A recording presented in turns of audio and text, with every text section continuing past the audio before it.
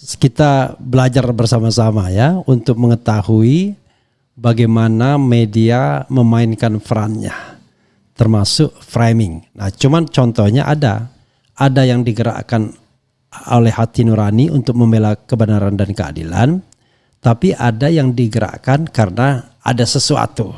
Sesuatu itu terserah Anda. Nah, biasanya ya, kalau yang dibela itu adalah sebuah kekuatan, apalagi kekuatan finansial biasanya, maka there must be something wrong. Jadi logikanya sederhana. Nah, biasanya beritanya ya akan cenderung seperti kapal itu miring. Kalau saya bikin konten jelas pro pengungkapan kebenaran dan keadilan siapapun dia. Jadi kalau Roy Suryo salah ya katakan salah. Kalau Rismond salah katakan salah.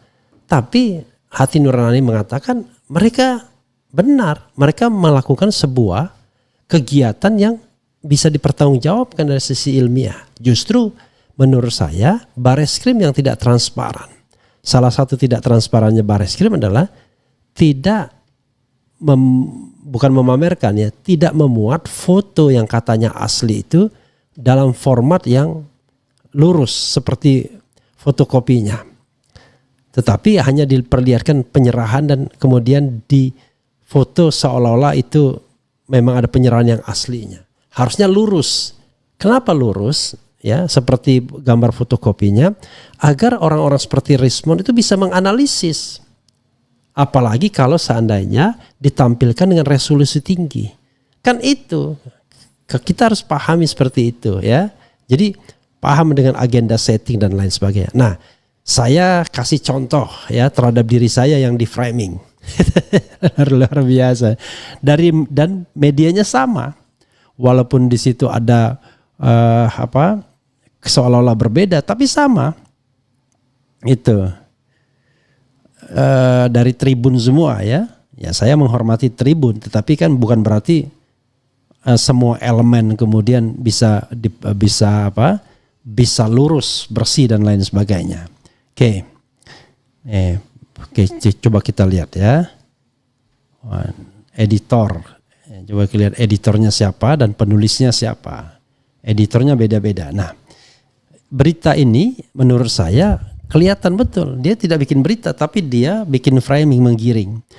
Contoh ya, Roy Suryo CS ketar-ketir gegara dilaporkan Jokowi. Kini minta perlindungan ke Komnas HAM. Coba bayangkan ya. Dia nggak paham itu ya. Oke. Dicap pendukung Roy Suryo CS minta disebut sebagai pengamat. Oke, mendadak Refli Harun bantah dicap pendukung Roy Suryo CS minta disebut sebagai pengamat saja. Oke, nanti saya jelaskan ya di mana framingnya. Kemudian takut terseret Roy Suryo, ahli ini ogah disebut pendukung, selamatkan diri dari kasus ijazah Jokowi. Dari judulnya saja itu kelihatan betul framingnya. Oke. Saya mau bicara mengenai diri saya sendiri dulu. Kalau orang melihat konten-konten saya, enggak ada saya lari. Semua konten saya itu menggugat kebenaran ijazah. Bahkan setelah Bareskrim melakukan press conference pun, saya tetap interview Rismond dan lain sebagainya. Karena yang kita inginkan adalah kebenaran dan keadilan yang hakiki, bukan kebenaran dan keadilan eto-eto. Jadi yang mereka sebutkan beritanya, oke, coba saya bacakan dulu dan nanti saya jelaskan ya. Tribunnews.bogor.com, Roy Suryo CS terancam hukuman penjara jika tudingan ijazah palsu terhadap Jokowi tidak terbukti. Mulai panik dengan bukti-bukti yang ada, Roy Suryo CS pun mengadu ke Komnas HAM. Tak hanya Roy Suryo, beberapa pihak yang selama ini mendukung pun tampak mulai menyelamatkan diri masing-masing. Luar biasa ya. Kemudian ahli hukum tata negara Refli Harun yang kerap menyuarakan hasil analisis Roy Suryo CS pun kini menolak disebut pendukung mereka. Ia justru mengklaim dirinya sebagai pengamat ijazah palsu. Hal itu terjadi saat Refli Harun diwawancara melalui Zoom di tayangan Kompas TV Rabu 21 Mei 2025. Pada tayangan Kompas petang itu, host menyebut Refli Harun dengan sebutan ahli hukum tata negara yang juga pendukung Roy Suryo CS. Mendengar itu, Refli pun ternyata ogah disebut sebagai pendukung Roy Suryo. Oke. Kemudian, kok atribusinya pendukung Roy Suryo? Kurang kerjaan, tanya Refli Harun sambil tertawa. Tak ingin disebut pendukung Roy Suryo, Refli pun mengklaim dirinya sebagai pengamat ijazah palsu. Pokoknya pengamat ijazah palsu jelas dia. Pada wawancara itu, Refli Harun mengatakan bahwa pernyataan pihak Universitas Gadjah Mada yang mengatakan bahwa Jokowi lulus pada tanggal 5 November 1985 itu belum cukup menegaskan bahwa ijazah Jokowi ini asli. Ya belumlah, masa asli tidaknya ijazah cuma satu pernyataan, kata Refli Harun. Menurut Refli Harun, proses pidana itu harus diselesaikan di pengadilan dengan bukti yang cukup. Oke. Kemudian, jadi begini, kita harus pahami ya, ini adalah proses pidana. Nah, proses pidana tersebut, sebuah proses itu bisa ditindaklanjuti kalau dia cukup bukti. Nah, sekarang pembuktian tersebut kan macam-macam. Ada surat ya kan, ada ahli dan lain sebagainya. Karena itu, sepanjang buktinya cukup, maka bisa ditingkatkan dalam proses penyidikan dan nanti kemudian akan ditetapkan siapa yang menjadi tersangkanya, tutur Refli Harun. Ini merujuk pada Bareskrim ya. Sementara untuk proses di Puslapfor, kata dia, hal ini untuk mendukung prosesnya. Dia bukanlah sebuah institusi yang kemudian menjadi final untuk menentukan asli tidaknya. Asli tidaknya itu dalam sebuah kasus seperti ini ya pengadilan, kata dia. Oke. Kemudian lagi, kalau pengadilan memutuskan bahwa ijazahnya itu asli, maka aslilah dia by law dan harus menunggu putusan yang inkrah ya, dia nggak paham juga ya menulis inkrah tambahnya. Untuk itu menurut Refli Harun, inkrah itu berkekuatan hukum tetap ya. Untuk itu menurut Refli Harun, kasus ini harusnya diselesaikan secara perdata bukan pidana. Nggak paham dia ini ya. Perdatanya dulu yang diproses. Makanya saya katakan dari kemarin-kemarin harusnya yang diselesaikan itu kasus perdatanya. Karena dalam kasus perdata itu martabat itu terjaga. Tidak ada yang duduk sebagai tersangka atau terdakwa, tetapi betul-betul menguji sebuah objek yang bernama ijazah, ungkapnya. Begitu sobat era sekalian. Jadi beritanya benar, tapi framingnya di paragraf awal. Jadi paragraf awal itu paragraf ngarang semua, imajinasi dari penulisnya atau editornya. Tapi di bawahnya betul keterangan saya dan tidak ada kan aneh dalam keterangan itu. Bahkan saya memberikan solusi jalan keluar dan lain sebagainya.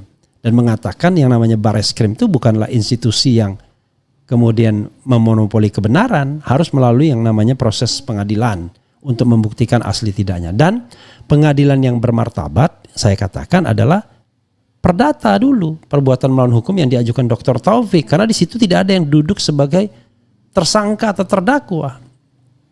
Paham kan? Dan betul-betul menguji objek yang bernama ijazah. Loh, Bareskrim sudah mengatakan itu asli. Ya itu kan versi Bareskrim. Kita tidak tahu apakah Bareskrim cukup kredibel atau tidak. Karena dalam proses yang harus mendengarkan kedua belah pihak, Audi et al. Trump partem, maka pihak-pihak yang mengadukan atau pihak-pihak yang menggugat dalam proses perdatanya misalnya, harus diberikan kesempatan untuk membuktikan. Timbal balik vice versa. Paham ya? Nah, saya jelaskan.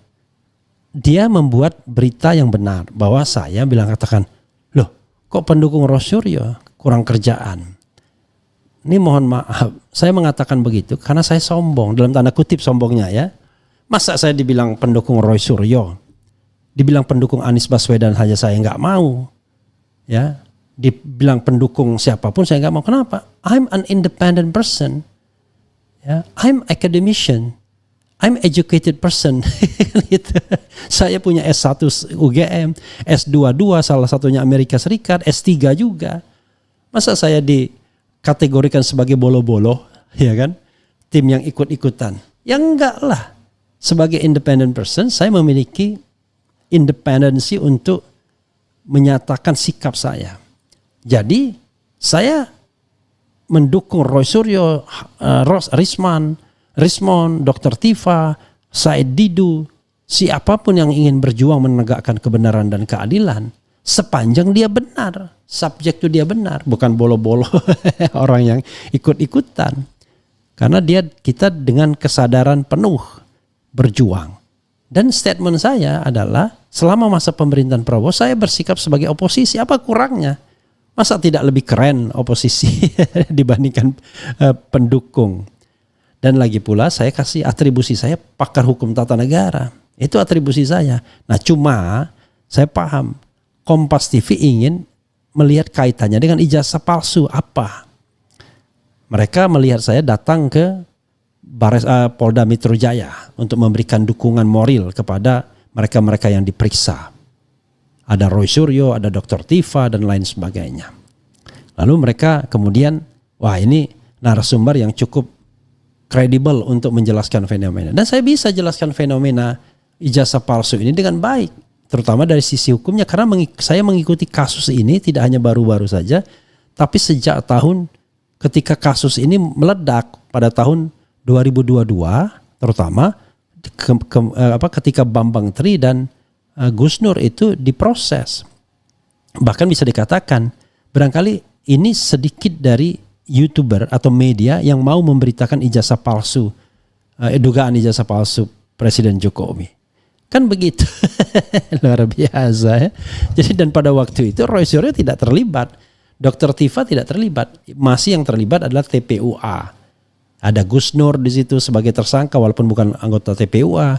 Ada Bambang Tri, tetapi pembelanya dari TPUA, tim pembela ulama dan aktivis. Salah satunya ada di situ ada Egy Sujana, ada Hozinuddin, ada Damai Hari Lubis dan lain sebagainya dan lain sebagainya. Termasuk Rocky Gerung dihadirkan sebagai ahli dalam persidangan tersebut. Allahu Akbar ya. Nah, karena itu mudah-mudahan nih wartawan yang nulis ini atau media yang punya framing seperti ini agak tobatlah sedikit ya. Kalau misalnya Anda melakukan itu dalam rangka pasal setiap warga negara berhak atas pekerjaan dan penghidupan yang layak, ya udahlah saya paham lah ya. Tetapi ya jangan gitu-gitu amat lah, gitu ya. Tuh. Nah yang kedua mengenai Roy Suryo ketar-ketir gegara dilaporkan Jokowi kini minta perlindungan. Enggak benar juga. Kalau ketar-ketir jadi kalau yang benarnya adalah kalau lihat pernyataan mereka, kenapa mereka melibatkan Komnas HAM? Sederhana.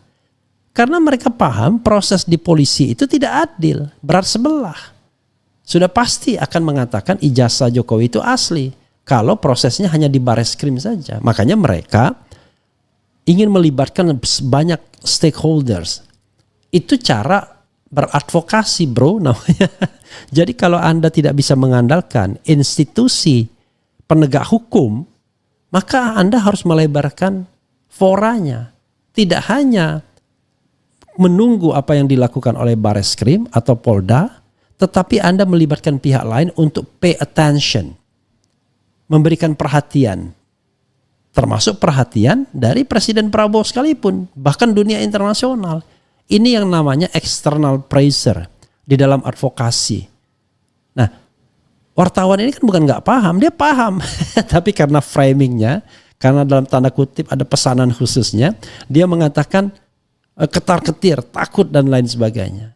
Kalau dia takut, dia nggak akan ngomong dari awal. Ngapain orang ngambil resiko di tepi jurang, ya kan? Jadi orang yang sudah mengambil resiko di tepi jurang itu orang yang sadar. Nah, pertanyaannya adalah keberaniannya itu didorong oleh apa? Keberaniannya itu oleh rasa sesuatu yang benar.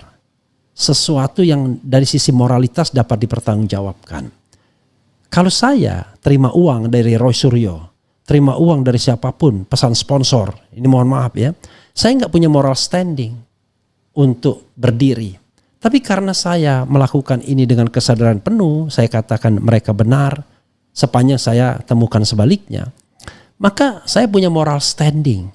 Itulah yang sebenarnya harus diajarkan kepada para wartawan, kepada para penulis, para editor. Anda misalnya menghantam Refli Harun, menghantam Roy Suryo, itu moral standingnya apa?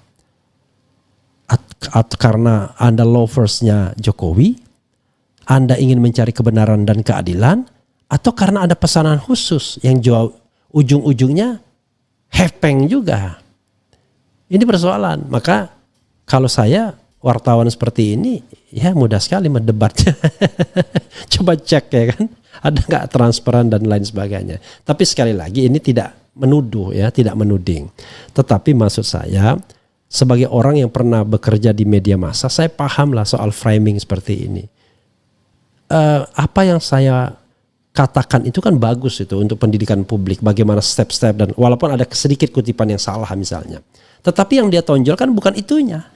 Yang dia tonjolkan adalah seolah-olah saya mau lari, mau menghindar, mau buang badan. Padahal kasusnya itu dia paham kan, kasusnya itu kasus pencemaran nama baik. Dan yang dilaporkan itu Roy Suryo barangkali salah satunya. Apa urusannya sama saya? Oh, nanti saya takut Presiden Jokowi juga akan melaporkan saya pencemaran nama. Ya laporkan saja, tetapi apa alasannya? Saya membuat konten itu selalu dengan prinsip-prinsip hukum yang saya yakini kebenaran dan keadilannya, yaitu azas praduga tak bersalah. Saya tidak lantas mengatakan ijazah Jokowi palsu. Enggak. Saya mengatakan bahwa kita harus menghargai azas praduga tak bersalah. Tapi untuk mengatakannya asli berdasarkan pemberitaan, berdasarkan informasi yang saya dapatkan, rasanya meragukan juga. Maka karena itu tuntutan kita adalah selesaikan ini secara bermartabat di pengadilan dan utamakan pengadilan perdata. Paham ya? Gimana? Kalau keyakinan dan hati nurani itu kan, keyakinan dan hati nurani saya mengatakan ini kayaknya banyak informasi yang mengatakan palsu. Kan itu keyakinan dan hati nurani. Cuma dalam teknik berkomunikasi, ya, agar kemudian kita tidak dipersoalkan, ya kita harus menggunakan kata praduga tak bersalah. Jadi kalau udah penegak hukum tanya, saya kan menduga, dan ini bukan saya hanya menduga, ada jutaan orang melakukan praduga tak bersalah ini. Bahkan sebagian mereka ada juga yang praduga bersalah, presumption of guilty. Jadi begitu saudara sekalian ya, sekaligus pembelajaran bagi kita. Mudah-mudahan editor Tribun News membaca ini dan tidak lagi bikin berita-berita kayak begini ya. Udahlah ya, kalau misalnya ada semacam ya apalah ya, win-win solution, kerjasama dan lain sebagainya, baik di lapangan maupun di backdoor, ya udahlah, jangan dikorbankan orang lain, integritas orang lain. Begitu sobat sekalian ya. Oke. Karena tadi hukumnya, kalau Anda membela orang yang dizalimi, orang yang lemah, orang yang tak ada hepengnya, maka bisa jadi Anda bekerja secara voluntarily dengan hati dan nurani Anda. Bahkan keluar uang sendiri. Emang Rismond dari Jogja atau dari Balige ke sini nggak biaya sendiri? Biaya sendiri, siapa yang membiayai dia? Emang Roy Suryo kemana-mana pakai dana orang lain? Enggak. Dr. Tifa? Enggak. Kita kan tahu. Tetapi jiwa aktivis, jiwa untuk mengungkapkan kebenaran dan keadilan, itulah yang mendorong mereka untuk berkomentar. Sama seperti saya. Komentar soal Mayor Teddy, kan tepi jurang semua. Pasti nggak suka Prabowo. Mayor Teddy-nya pun nggak suka. Tapi kebenaran dan keadilan itu harus kita katakan. Jangan tidak kita katakan. Oke, coba saya bacakan Roy Suryo, apalagi ya. Ini Roy Suryo, CS ketar-ketir gegara dilaporkan Jokowi kini minta perlindungan ke Komnas HAM. Oke, coba kita lihat ya. Jadi ini pembelajaran. Saya tidak memberikan pembelajaran kepada para penulisnya atau editornya, tapi kepada publik lah ya. Oke. Roy Suryo dan kawan-kawan yang menuding ijazah Jokowi palsu kini minta perlindungan dari Komnas HAM. Ini aja udah keliru. Roy Suryo dan kawan-kawan mulai panik dan mencari perlindungan usai argumennya dipatahkan oleh beberapa bukti yang menunjukkan bahwa ijazah Jokowi tidaklah palsu. Bagaimana coba bayangkan kok berita begini. Apalagi setelah Jokowi menunjukkan ijazah aslinya ke Polda Metro Jaya. Tuh. Di Polda Metro Jaya itu nggak ada ijazah aslinya. Dan melanjutkan pelaporan pencemaran nama baik yang dilakukan Roy Suryo CS. Di Polda Metro itu cuma fotokopi. Jokowi menunjukkan bukti ijazahnya dan sejumlah teman kuliah muncul menunjukkan bukti foto selama kuliah dan wisuda. Itu sudah it happens already in 2020 ya. Tuh, dan orang nggak percaya tetap ya. Roy Suryo tampaknya tak memiliki lagi celah untuk menuding ijazah palsu Jokowi. Kini Roy Suryo meminta perlindungan ke Komnas HAM. Mereka mengadukan dugaan upaya kriminalisasi terhadap hak berpendapat, otoritas ilmu dan penelitian. Roy Suryo mengatakan bahwa apa yang dia pertanyakan soal ijazah Jokowi adalah hal yang biasa. Dia juga membeberkan soal Undang-Undang ITE yang dalam perancangannya dia mengaku juga dilibatkan. Undang-Undang ITE yang alhamdulillah saya termasuk salah satu perancang yang bersama rekan-rekan yang lain, kata Roy, dikutip dari TV One. Dikutip dari TV One lagi. Jadi ini bukan berita, ini asumsi. Kalau dia mau bikin berita, ini kan dia bikin straight news ya. Harusnya bikin berita. Roy Suryo datang ke Komnas HAM, lalu dia kutip apa saja yang disampaikan di Komnas HAM terus, bukan beropini seperti ini. This is not a professional straight news ya. Ini kan kecuali dia komentator seperti saya, baca berita, komen. Jadi kalau saya mix up, ada beritanya saya sampaikan, lalu saya komentari. Jadi orang tahu mana yang berita, mana yang komentar saya. Beritanya berita orang lain, komentarnya komentar saya. Jadi sepanjang itu komentar saya, itu tanggung jawab saya berarti. Tapi kalau berita, ya bukan tanggung jawab saya. Karena saya hanya sekedar membacakan berita saja dari hal-hal yang ingin saya komentari. Begitu Sobat Era sekalian. Coba kita bacakan ya. Kacau banget ya memang, ya udahlah. Oke. Tapi saya maafkan lah ya orang-orang nulis-nulis kayak begini. Tapi coba perbaiki profesionalismenya. Tapi kalau memang mereka sudah profesional, dan kemudian ada anasir-anasir non-profesionalisme, itu yang berat ya. Tapi kalau sepanjang karena belum tidak tahu ya nggak apa-apa. Oke. Sudah mau sholat Jumat ya, santai. Kita kan sholat Jumat kan sudah siap kita. Ini udah pakai celana ya, tinggal jalan saja ya. Bukan membela yang benar, tapi membela yang bayar dan memberi jabatan ya. Egy Sujono nggak ada. Begini, kalau untuk Egy Sujana biar tidak fitnah, nah lagi-lagi kan polisi juga melakukan framing, 2 kali dipanggil tidak jalan. Egy Sujana itu sedang sakit bro, dan sakitnya saya tidak bisa mengatakan, berat sakitnya. Dan dia yang saya dengar, tapi ini dicek lagi karena saya tidak langsung tahu ya dari dia, tapi dari orang-orang sekitarnya, dia ke Penang melakukan apalah upaya operasi atau apa ke Malaysia. Jadi bukan sakit-sakitan seperti para koruptor. Nah ini yang kemudian kok tidak di-mention. Cuma di-mention bahwa dia tidak datang 2 kali padahal dia melaporkan. Padahal kata Dr. Taufik, seharusnya pihak pelapor ini diberikan kesempatan. Kalau pihak pelapornya sakit, ya ditunggu untuk memberikan keterangan. Ini dia sakit, memang dia mengirimkan orang-orang lain. Tetapi alangkah baiknya Egy Sujana juga yang harus didengarkan. Siapa tahu dia akan menyampaikan bukti-bukti tambahan kan begitu. Ya, oke. Kemudian live-nya mepet waktu Jumat. Ya, enggak apa-apa ya. Nanti kan bisa ditonton lagi kan. Kemudian dagelan bank. Bisa hancur ini negara nantinya. Saya lebih percaya analisa ilmiah Bang Rismon CS. Kata Sandi, kader PSI, ijazah Jokowi yang diuploadnya sama dengan ijazah Jokowi. Dan Jokowi udah mengakui kesamaan ijazahnya dengan ijazah yang diupload Sandi. Tapi tidak ada yang namanya a single public statement kan. Itu kan kata Sandi. Jokowi sendiri tidak pernah bilang bahwa yang diupload Sandi itulah yang benar. Karena kalau diupload Sandi itulah yang benar, itu sudah dianalisis oleh Rismon dan Roy Suryo sebagai fake. Atau oleh misteri guest saya sebagai tidak identik dengan 2 ijazah lainnya. Kan nomornya kan 1120 itu. Dan 1120 itu tidak identik dengan 1115 dan 1117. Tapi 1115 dan 1117 identik. Begitu.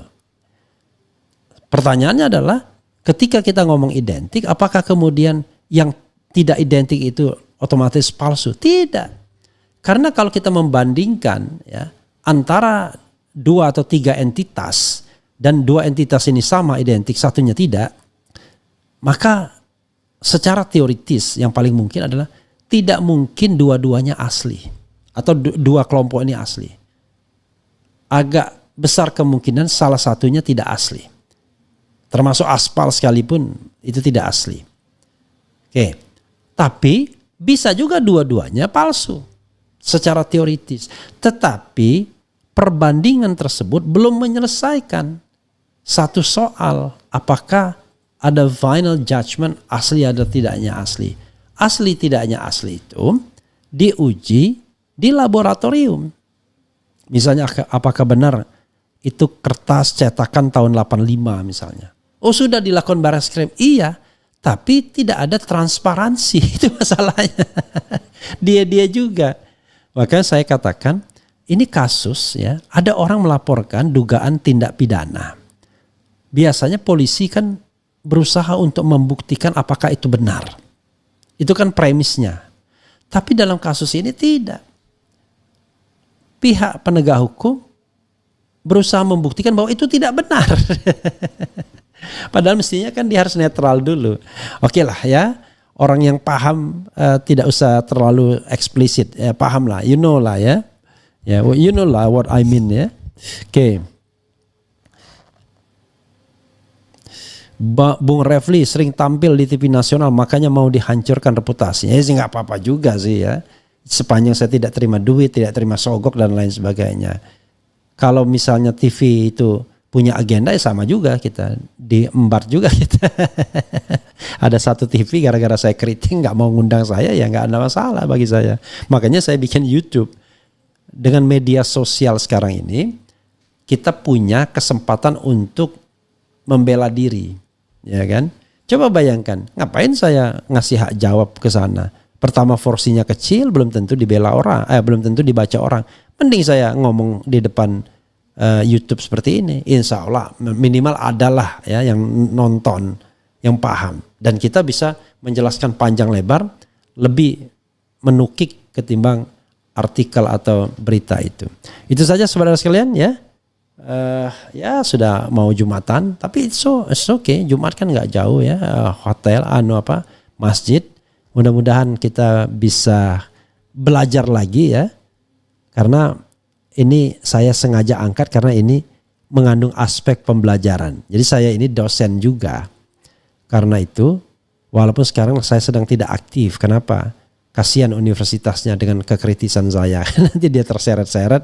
Jadi lebih baik I'm an independent person, ya, declare as an independent person, dan ya disitulah barangkali kita punya kelincahan untuk menyampaikan sesuatu sesuai dengan pengetahuan dan hati nurani.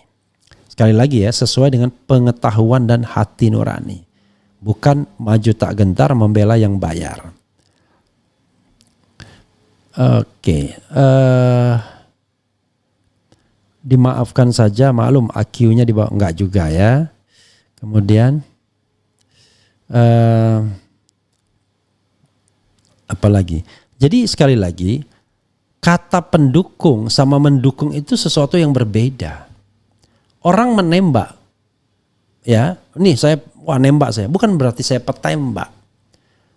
Kalau yang namanya mendukung itu kata kerja, dia bisa sekali dua kali. Saya mendukung Roy Suryo ketika diperiksa di Polda Metro Jaya. Tapi kalau yang namanya pendukung itu kata sifat. Jadi kita menuhankan orang. Orangnya kita enggak. Jadi saya contoh misalnya, saya mendukung Anies. Benar. Sebagai tim kampanye. Tapi begitu Pilpres sudah selesai, ya sudah. Enggak bisa lagi dipredikatkan sebagai pendukung Anies. Saya mendukung Roy Suryo ketika diperiksa oleh Polda Metro Jaya. Sudah. Tapi apakah sekarang pendukung? Tidak, saya mendukung bukan pendukung, paham gak? Mendukung itu adalah sebuah aktivitas. Kalau pendukung itu kata sifat. Jadi Anda gak bisa melekatkan orang, saya pendukung Anies. Wah, pendukung Anies. Gak bisa. Saya pendukung Timnas. Enggak, saya mendukung Timnas kalau dia bermain. Tapi kalau dia tidak bermain, Ya saya barangkali tidak terlalu tahu. Beda kan, mendukung itu kata kerja, pendukung itu kata sifat. Dan di dalam kata sifat itu sering ada fanatisme, tidak objektif, ya, menganggap yang didukung itu pasti benar semuanya. Enggak, kita tetap objektif. Sepanjang benar, kita katakan benar. Tapi kalau salah ya kita katakan salah, keliru, kan begitu. Begitu saudara sekalian. Itu beda dengan misalnya saya pendukung Prabowo, saya pendukung Jokowi. Nah itu beda. Right or wrong tetap dibela. Ya itulah yang namanya kelompok-kelompok di luar pemerintahan yang mendeklar sebagai pendukung. Jadi pokoknya pemerintahan mau salah mau benar tetap dibela. Nah kalau saya tidak. Kalau benar kita bela, tapi kalau tidak benar ya kita tidak akan bela. Karena kita bekerja, bersikap, ya, berperilaku sebagai an independent person. Orang yang independen, orang yang bebas, merdeka, tidak terikat oleh siapapun. Tidak dibayar dan lain sebagainya. Begitu saudara sekalian ya. Itu saja. Wassalamualaikum warahmatullahi wabarakatuh.